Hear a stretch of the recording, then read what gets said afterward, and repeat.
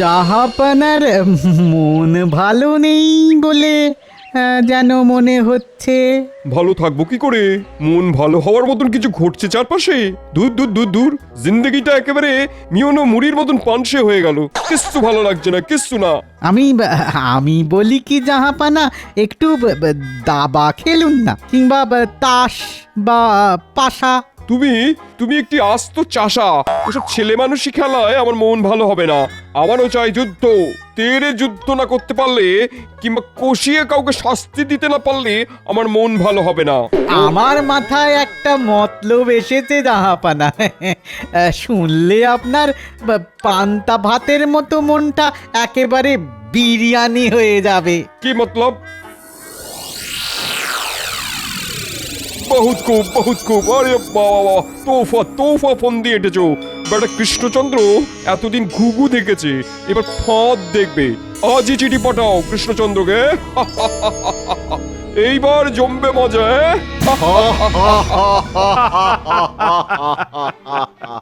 হো সভাসদরা। থাক মহারাজ থাক, আজ এই অবধি থাক। এখন কেমন বোধ করছেন মহারাজ? ভালো, খুব ভালো। শরীর মন হেসে হেসে একেবারে পালকের মতো হালকা হয়ে গেল। হাসির মতো ওষুধ আর দ্বিতীয়টি নেই মহারাজ। প্রাণ খুলে হাসলে শরীর মন তরতাজা থাকবে, আপনার আয়ুও বেড়ে যাবে। হ্যাঁ, তাই যদি হয় তবে এবার থেকে দিনরাত আমি শুধু হেসেই যাব। যত হাসি তত কান্না বলে গেছে রাম শর্মা। এই প্রবাদটা কিন্তু ভুলে যাবেন না মহারাজ। আরে রাখো তোমার প্রবাদ গোপাল, প্রবাদই হয়, বুঝলে? মাঝে মাঝে প্রবাদও কিন্তু সত্যি হয়ে যায় মহারাজ। মহারাজ, নবাবের চিঠি নিয়ে নবাবের দূত এসেছে। সে কি এমন হলো যে নবাব চিঠি পাঠালেন? চলো সবাই রাজসভায় চলো, কিসের চিঠি দেখে আসি।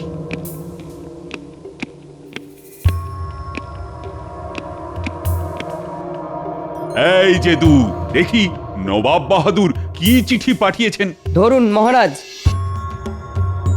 আমি চলি, বহুদূর যেতে হবে। প্রণাম। চিঠিটা পড়লেই রাজা কৃষ্ণচন্দ্র ব্যাবলাচন্দ্র হয়ে যাবে।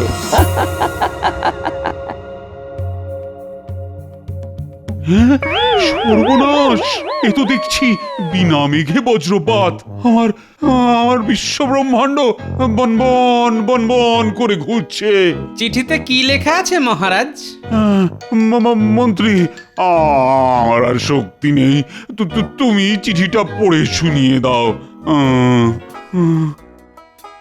রাজা কৃষ্ণচন্দ্র, বেশ তো নিয়ে খেয়ে নাকে সর্ষের তেল দিয়ে ঘুমাচ্ছ, হ্যাঁ? আমার চিঠিটা পড়ার পর তোমার ঘুম এমন ছোটা ছুটবে যে সে আর দাঁড়াবে না। আমি তোমার রাজ্যের তীরন্দাজদের পরীক্ষা নেব। যদি কেউ সেই পরীক্ষায় উত্তীর্ণ না হতে পারে, তাহলে আমি তোমার রাজ্য দখল করে তোমাকে রাজা থেকে গজা বানিয়ে ছেড়ে দেব। সে কি? এ তো ভারী অন্যায়। অন্যায় বলে অন্যায়, এ যে একেবারে মরার উপর খাঁড়ার ঘা। এ নিয়ে এত চিন্তার কি আছে মহারাজ? আমাদের সেনাপতি থাকতে। একই সেনাপতি কোথায় গেল? এইমাত্র এখানে ছিল। তীরন্দাজির নাম শুনতেই ভয়ে তীরের মতোই হাওয়া হয়ে গেছে। ছি, ও সেনাপতি না ন্যাসপাতি? মন্ত্রী, যত তাড়াতাড়ি পারো রাজ্য থেকে খুঁজে সেরা তীরন্দাজ নিয়ে এসো। জি মহারাজ। দে গুলটে, এবার আমার খেলা দেখ। তোদের বয়সে কত ডাঙ্গুলি খেলেছি।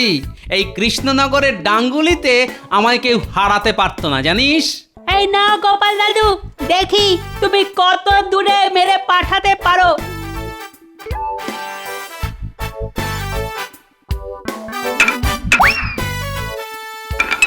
বাবা গোপাল দাদু, তুমি তো দারুণ খেলো। আজ অব্দি আমরা মাঠ পার করতে পারিনি। সত্যি গোপাল দাদুর জবাব নেই। শোনো, মন দিয়ে শোনো। মহারাজের আদেশ, এ রাজ্যে যত তীরন্দাজ আছে সবাইকে আজ রাজ দরবারে আসতে হবে। শোনো শোনো, মন দিয়ে শোনো, মহারাজের আদেশ। ইস, যদি তীর চালাতে জানতাম তাহলে আমিও রাজ দরবারে চলে যেতাম। আমারও না বীর হওয়ার খুব ইচ্ছে গোপাল দাদু। দূর বোকা, বীর কি শুধু তীর চালিয়ে হওয়া যায় রে? বীর হতে হয় বুদ্ধি দিয়ে। বুদ্ধিটাই হচ্ছে আসল শক্তি, বুঝলি? ওই জন্যই বলে বুদ্ধির যস্য বলং তস্য, বুঝলি? এত বড় রাজ্যে একটাও তীরন্দাজ পাওয়া গেল না। ও লজ্জায় আমার যে মাথা কাটা যাচ্ছে। এদিকে ভিতুর ডিম সেনাপতিটাও পালিয়ে বেড়াচ্ছে। এবার আমার রাজ্য, রাজত্ব, সিংহাসন সব যাবে। রাজা থেকে তেলে ভাজাওয়ালা হয়ে যাব। এত চিন্তা করবেন না মহারাজ, সেনাপতি বেটা যাবে কোথায়? আমি ওকে শুধু ধরে না, একেবারে বেঁধে আনতে বলেছি।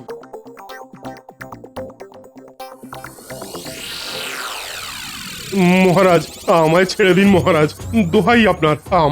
আমাকে ওই নবাবের কাছে পাঠাবেন না।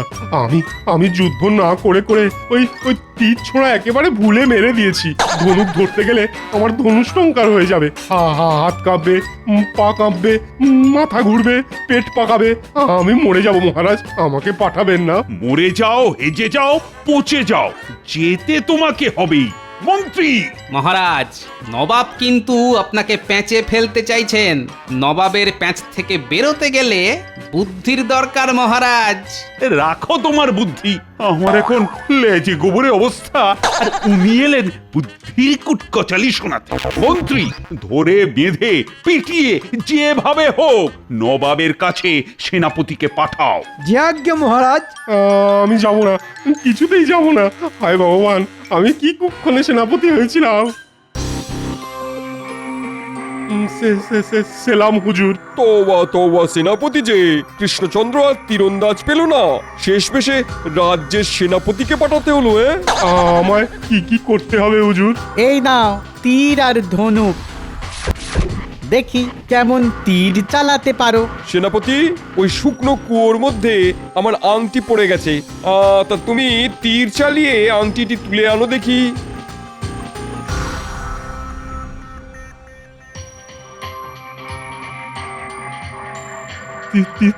তীর চালিয়ে আংটি? হ্যাঁ, যেভাবে দ্রোণাচার্য বাচ্চাদের বল তুলে এনে দিলেন। আরে হাঁ করে কি ভাবছো? চালাও তীর।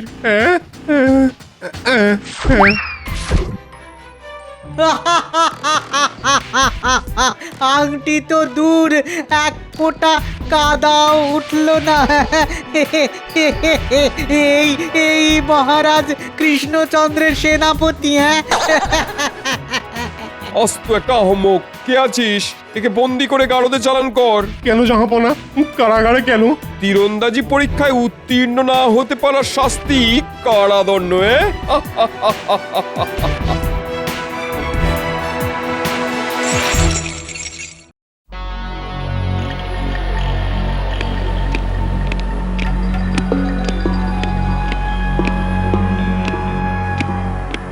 একটা দিন কেটে গেল, এদিকে সেনাপতির তো কোনো খবর এলো না। উফ, চিন্তায় আমার মাথাটা তো ফেটে যাচ্ছে।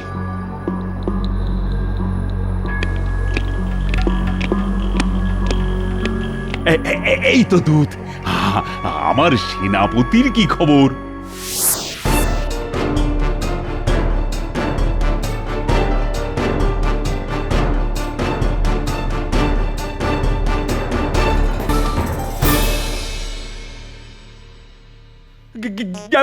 গেল রে। গোদের ওপর বিষ ফোঁড়া। কি করি এখন? কাকে পাঠাই? কে আছে? এই তো এই তো এই তো এই তো এই তো এই তো এই তো মন্ত্রী আছে, মন্ত্রী যাবে। ওরে বাবা, না, আমি পারবো না মহারাজ, আমি পারবো না। মাফ করুন, তীর্ধনুক তো দূরের কথা, জীবনে ড্যাঙ্গুলিও হাতে নিয়ে দেখিনি। ওরে বাবা, আপনার পায়ে পড়ি, আমায় ছেড়ে দিন মহারাজ, ছেড়ে দিন। ওরে, কে আছিস? মন্ত্রীকে ভালো করে বাঁধ যাতে পালাতে না পারে, আর তারপর নবাবের কাছে পাঠিয়ে দে। পারবো না, আজ কার মুখ থেকে উঠেছিলাম কে জানে। আরো একটা দিন গেল, মন্ত্রীও কি তাহলে নবাবের গারদে আটক হলো? ও বাবা, ও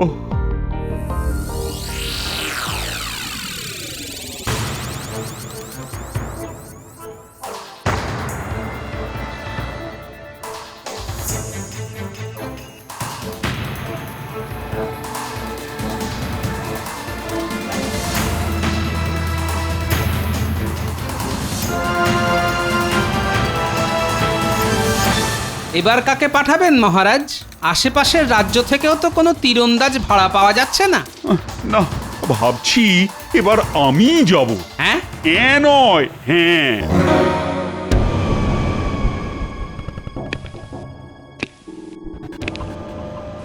এ কি তুমি অলক্ষণে কথা শোনালে গো? আমার কপাল এবার বুঝি পড়লো গো। রানী, চুপ করো তো, কান্নাকাটি বন্ধ করো। আমি মরছি নিজের জ্বালায়, আর তুমি এদিকে সানাই বাজিয়ে চলেছ। ওগো, আমি তোমার দুটি পায়ে পড়ি, তুমি নবাবের কাছে তীরন্দাজি দেখাতে যেও না, তাহলে তোমাকেও সেনাপতি আর মন্ত্রীর মতো গারদে পুরে বন্দি করে রাখবে। জানি জানি, হয় আমার রাজ্য যাবে, আর না হলে গারদে বন্দি জীবন কাটবে। দুটোর মধ্যে একটা পথ তো আমাকে বেছে নিতেই হবে। বন্দি হলেও তোমার রাজ্য যাবে, না হলেও যাবে। তীর মেরে লোক হাসাতে না গেলে নয়। আমি ছাড়া যাওয়ার আর কেউ নেই রানী।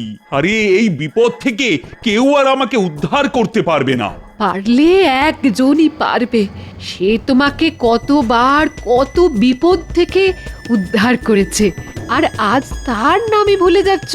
গোপালের কথা বলছো? কার কথা বলবো?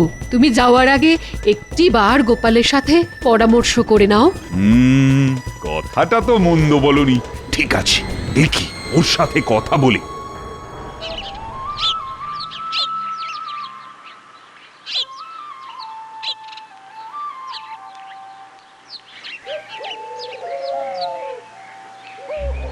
এত করে বলছি যেও না, যেও না, তা আমার কথা কানেই তুলছো না।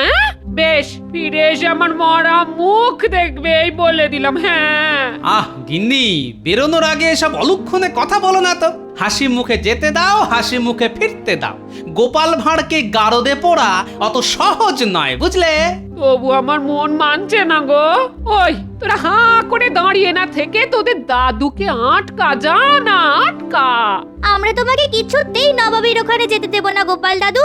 যদি যাও তো আমি তোমার সঙ্গে যাব। আহা, কি মুশকিল, তোরা এমন অবুঝের মতো করছিস কেন বলতো? আরে বাবা, মহারাজের ভারী বিপদ, তিনি তীরন্দাজি করতে যাচ্ছেন, নবাব ওনাকে বন্দি করার তাল করবে, আর আমি চুপ করে বসে থাকবো? হ্যাঁ, মহারাজকে রক্ষা করতে আমায় যেতেই হবে। হ্যাঁ, আমি নিজেই তোমার কাছে চলে এলাম গোপাল। এ কি মহারাজ, আপনি? আগে তোমার কথা কানে তুলিনি, এখন পরামর্শ নিতে এলাম। তুমি বলো না, নবাবের কাছে না গিয়ে আমার কি আর কোনো উপায় আছে? বেশ বেশ, যাবেন যখন ঠিক করেছেন তখন যান। তবে মহারাজ, আমি কিন্তু একা আপনাকে যেতে দেব না। মানে? আমিও যাব আপনার সঙ্গে। আমার সঙ্গে যাবে? তাহলে তাই চলো। তুমি পাশে থাকলে একটু ভরসা পাবো। দেখা যাক কপালে কি লেখা আছে। কপালে যাই লেখা থাক মহারাজ, ঘটে যদি বুদ্ধি থাকে লেখাটাকেও পাল্টে দেওয়া যায়। আমি কিন্তু তোমার পথ চেয়ে বসে থাকবো। হ্যাঁ। আহা, এত চিন্তা করো না তো, আমি যাব আর জিতে ফিরে আসব। চলুন মহারাজ।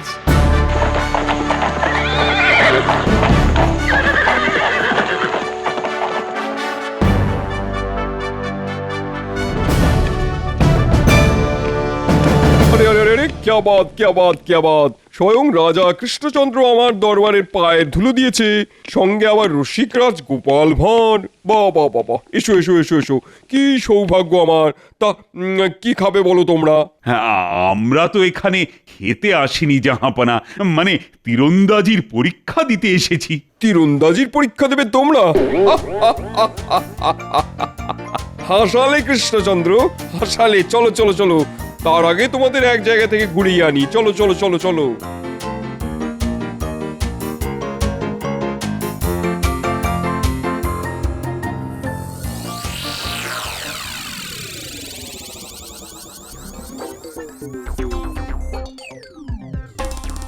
এই অন্ধকার কারাগারে থাকতে থাকতে আর শুকনো রুটি আর পচা ডাল খেতে খেতে আমি যে মরে যাব মহারাজ, একেবারে মরে যাব। আরে ধীরে কোকারা কেমন কাঁদছে দেখো। এখন এখন এরা কাঁদছে। পরে পরে অন্যরাও কাঁদবে।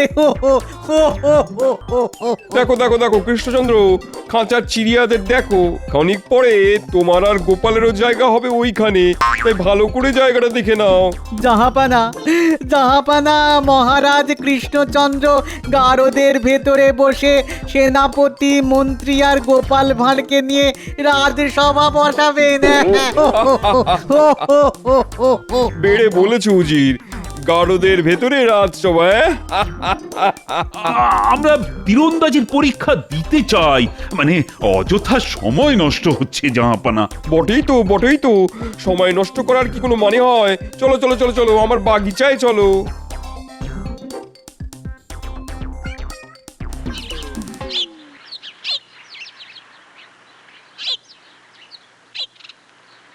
এটা একটা শুকনো পাতকুয়া। এবার ভালো করে পাতকুয়োর তলার দিকে তাকিয়ে দেখো, কি দেখতে পাচ্ছ? একটা আংটি। হ্যাঁ, আংটি, তবে হীরের। এইবার তীর মেরে ওটা তুলে আনো তো দেখি। কি কৃষ্ণচন্দ্র, মুখটা মনে হচ্ছে শুকিয়ে গেল। না মানে মানে হচ্ছে এই কৃষ্ণচন্দ্র, হাসছো কেন? মানে আগে ওই গোপাল হাসলো তো, তাই হাসছি। গোপাল, তুমি হাসছো কেন? হাসছি হাসছি এই জন্যে যে এটা আবার কোনো কাজ হলো নাকি? হ্যাঁ, এ তো জলের মতো সোজা কাজ। তবে ডান হাত দিয়ে তো আর এসব কাজ করতে পারবো না, তাই বাঁ হাত দিয়েই না হয় করব। জাহাপানা, আমি তীর ছাড়াই আংটি তুলে আনবো। তীর ছাড়া বাঁ হাত দিয়ে করে দেবে, শখ কত। ব্যাপারটা অত সোজা নয় গোপাল, আগেই বলে রাখছি। ওই শুকনো কুয়োর মধ্যে তুমি কিন্তু নামতে পারবে না। কুয়োর মধ্যে কে নামতে চাইছে জাহাপনা? অত ঝক্কি আমার পোষাবে না। আমি নামতেও যাব না, তীরও মারবো না, অথচ আংটি আমার হাতে চলে আসবে। অসম্ভব, এ হতেই পারে না। যদি তুমি সত্যিই এমনটা করতে পারো, তাহলে আমি জবান দিচ্ছি, মন্ত্রী আর সেনাপতিকে তো ছেড়ে দেবই, তার সঙ্গে এবছরের খাজনাও করে দেবো মুকুব। বহুত খুব জাহাপনা, এইবার দেখুন অসম্ভব কি করে সম্ভব হয়। আমার একটা গরু লাগবে জাহাপনা। গরু? হীরের আংটি তুলে আনতে গরু? এই গোপাল, পাতকুয়োর মধ্যে কিন্তু গরু টরু নামানো চলবে না। উতলা হবে না নবাব বাহাদুর। আমি কি পাগল নাকি যে অত বড় একটা গরুকে পাতকুয়ায় নামাবো? কথা না বাড়িয়ে একটা গরু এনে দিন দেখি। উজির, একটা গরু চটপট। বেশ পেট ভরে খাইয়ে আনবেন উজির সাহেব। গোপাল যে কি করতে চাইছে কিছুই তো বুঝতে পারছি না। এই নাও গরু। তা ভালো করে খাইয়ে দাইয়ে এনেছেন তো? হ্যাঁ হ্যাঁ, গান্ডে পিন্ডি একেবারে গিলিয়ে এনেছি। নাও নাও। বাহ বাহ বাহ, খুব ভালো খুব ভালো। এবার এসো তো মা ভগবতী, এবার এখানে একটু গোবর দাও তো দেখি। হ্যাঁ হ্যাঁ হ্যাঁ, দাও দাও দাও। বাহ বাহ বাহ, লক্ষ্মী মা আমার। এই আমি গোবর তুলে নিলাম, আর এইবার আংটিটার ওপর গোবর দিলাম ফেলে। এইবার হবে সুতো আর ঢিলের কেরামতি। ঢিল পড়লো গোবরে আর সুতোর খুঁট বাঁধা থাকলো পাতকুড় পাড়ে। কাল সকালে এসে দেখবেন গোপাল ভাঁড়ের ভানুমতির খেল।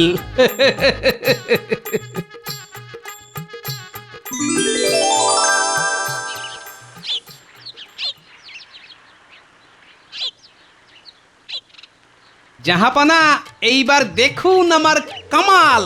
কাল ফেলেছিলাম গোবর, একদিনে সেটা শুকিয়ে হয়ে গেছে ঘুঁটে। দেখুন জাহাপানা, কালকের গোবর আজকের ঘুঁটে, আর ঘুঁটের মধ্যে গেথে আছে এই যে আপনার হীরের আংটি। তার যোগ্যবাদ, সত্যি তো নিজের চোখকেও যেন বিশ্বাস করতে পারছি না। গোপাল, তোমার জবাব নেই। উজির, সেনাপতি আর মন্ত্রীকে ছেড়ে দাও।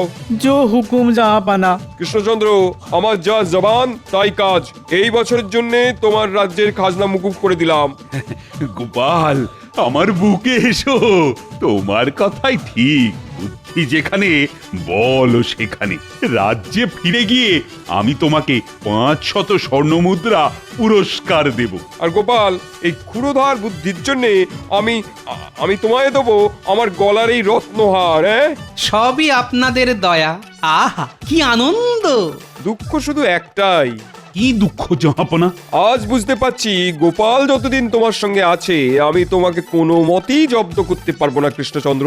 তাই আজও আমি মুক্ত কণ্ঠে বলছি, জয় গোপালের জয়। হ্যাঁ, চলো চলো, সবাই মিলে কৃষ্ণনগরে ফিরে যাই। তা তো যাবেই, কিন্তু এত তাড়াতাড়ি তো তোমাদের ছাড়তে পারি না। সেরেছে এখনো কি? না না না, শাস্তি নয়, শাস্তি নয়, বাকি আছে আপ্যায়ন।